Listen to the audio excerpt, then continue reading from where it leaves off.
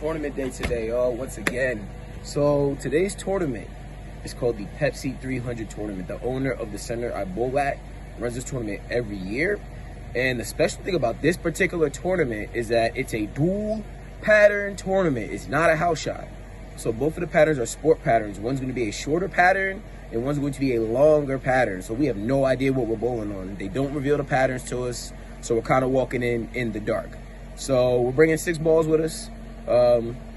Just gonna hope for the best. You know, I don't usually bowl on sports, so I'm trying to give myself a little bit of grace today. So it's gonna be a fun one though. We'll have y'all take it with the action.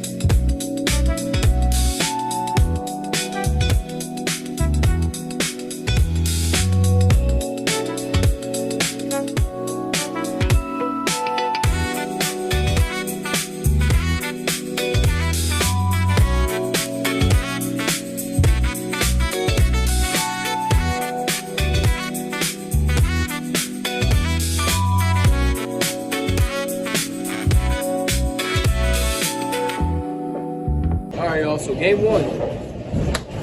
It's rough out there. It's rough out there. We shot a buck 42. Yeah, that short pattern was treacherous. Very treacherous. So we'll see what happens game two.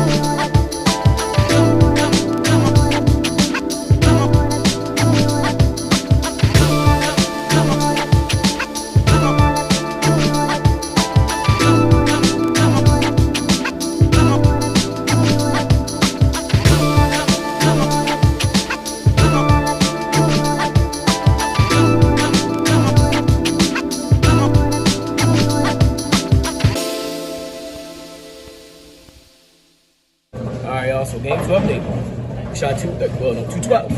212 game 2. Not bad. Especially on sport. These conditions are tough, brutal, but as long as you least up this manageable, you should be able to be alright. So we're gonna try to see what's going on in game 3. We're back to the first pattern again, which is what we struggle with. So we're gonna try to figure something out and see what we can do.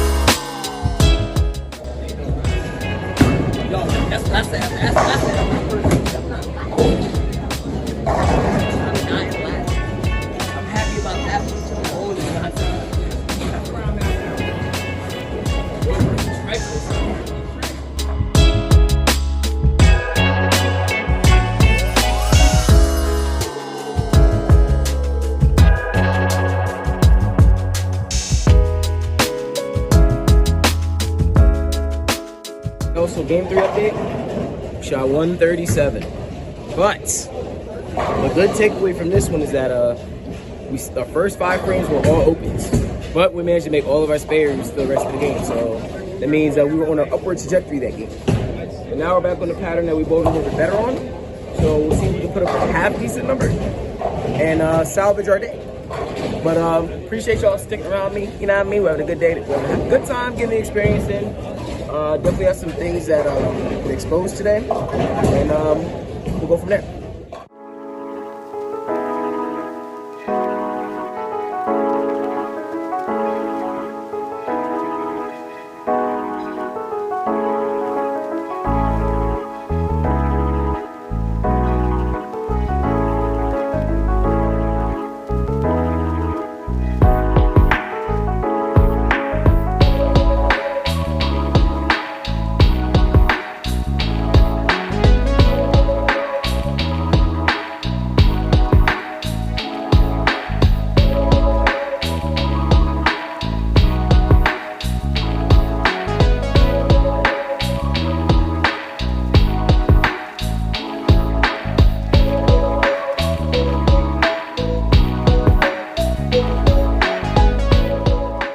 Game 4 recap, shot $176. So, a couple things we got exposed today. We got to work on our short pattern game for 1, big time.